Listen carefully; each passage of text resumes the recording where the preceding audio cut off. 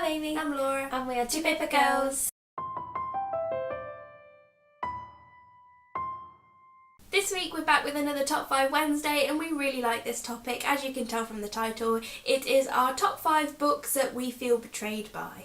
When I first heard this topic, I was like, you could take that in so many ways, and we've got a couple that we mean different things by. Some of them we just have thought we were going to really like and then end up really disliking. Some of them are about characters who we really liked and then they like betrayed us in a way when they went evil when we expected them to be nice.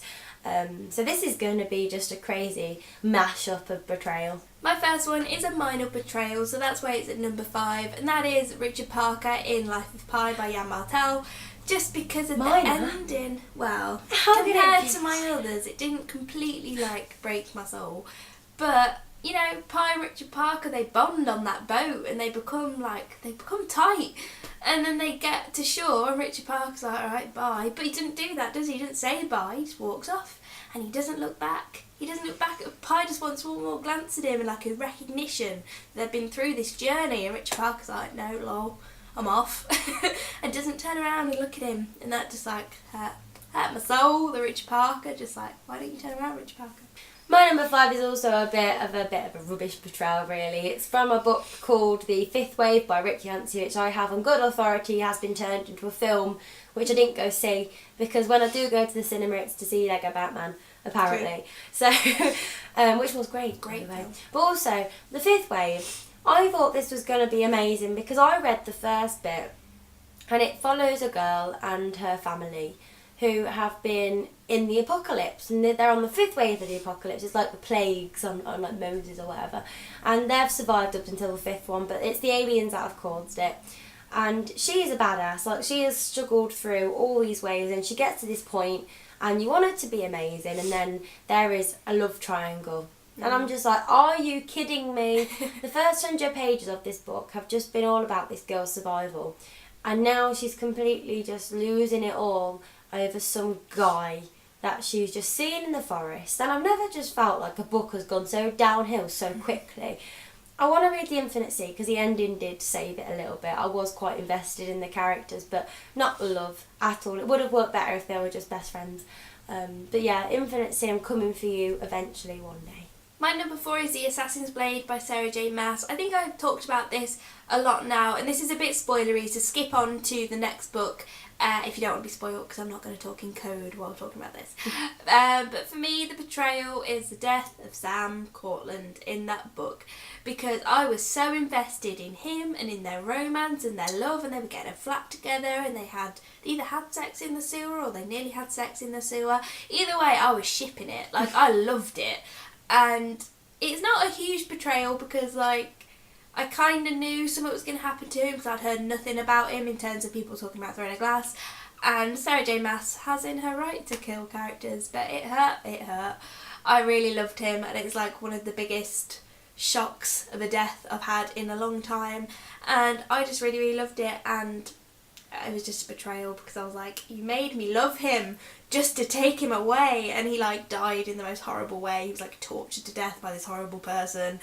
And I'm just like, why? You could have just either had him die in a bit of a nicer way, or just not made me love him and their romance so much before killing him. So that sucked. Again with my number 4, if you haven't read We Were Liars by E. Lockhart, please just don't listen, because I can't talk about why this book was so bad without actually spoiling it. Basically, I read this book because I was told that the plot twist would blow my mind, and you can tell it wasn't that great because I can't even remember it. Basically, there was this girl, and what happened? She burnt down something. She kept going to see her friends, but then you found out they were all in her head because they all died in a fire that she caused. I remember the dogs dying. Yeah, okay. The dogs dying is a big reason for betrayal. Basically, I think the fact that she wasn't mental. She had PTSD for the majority of the book, but the reason why she caused the fire was for a really stupid reason. I remember the actual like, oh, it was all a dream trope being the big thing of this book. Like, it was just a bit. It just drove me a bit mad because I was like, oh, waiting for the plot twist, for the plot twist, and I was like, there's no twist, because it was just all happening all along, and it was just all a bit disappointing, really. I felt a bit betrayed by all the big plot twists going on. My number 3 is City of Bones by Cassandra Clare. Again, this is spoilery, so if you haven't read City of Bones, then skip. But I feel like most people have at least read City of Bones, and I'm not going to talk about anything that happens in the future. But I was just really shocked. I was really invested in this book. Like, I immediately loved it. I loved the characters and the setting, and I was shipping Clary and Jace a lot. Even though I always loved Simon, I was shipping it.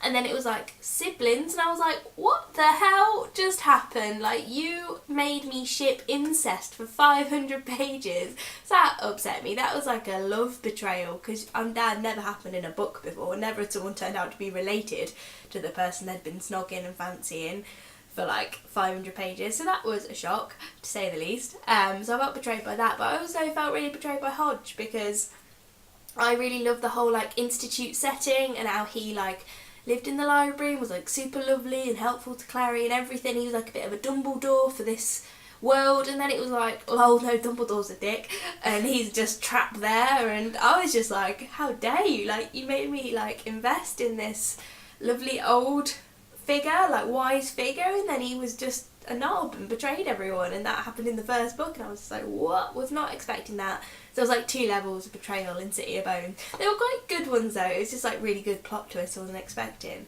but it was shocking, and I felt betrayed at the time, definitely. My next book is going on to a book that we've talked about quite a lot recently on our channel, and that is Heir of Fire from the Throwing Glass series by Sarah J Maas. Now, I feel betrayed in a different way with this series than Laura, because Heir of Fire comes straight after Crown of Midnight, where, okay, spoilers again, because Crown of Midnight has been out for a while, but also the best character in Crown of Midnight that gets introduced is Nehemia, and obviously she meets her untimely death. And then it's all Chaol's fault, according to Selena. Oh, yeah. And it's not. And it's just completely like they've just gone, these characters just have completely lost any rational thought, any capability of rational thought. And they've just gone off the rails completely. And then Heir of Fire is all about Selena going off and meeting this new hot dude. People not giving a shit about Chaol anymore. Dorian just being a bit of a wet lettuce and fancying a servant girl, who I hated and Laura loved, which is a bit different, but I guess she doesn't matter anyway. And also, then there's just other character, just Manon, just being introduced pointlessly, like because they just care. Yeah, like we're meant to care, just because we need another character, because oh yeah, Sarah J Maas panicked, like, oh, I managed to set up a 6-book series and I've only got 4 characters because I've killed off one that people actually cared about. And like, I just felt a bit betrayed, because my attention for this series is going downhill because of general bad choices. My number 2 is probably going to be on a lot of people's list this month, and that is Cursed Child by, not J.K. Rowling, because I know she approved it, but you can tell she didn't write it, because she is a wonderful writer who makes sure every plot line across 7 books makes sense, and this just didn't make sense. I enjoyed it, like, it was fun, and it made me feel nostalgic, and I'm still really excited to see the play, because I think it's just going to make me feel all warm and fuzzy, and it's going to be an amazing experience.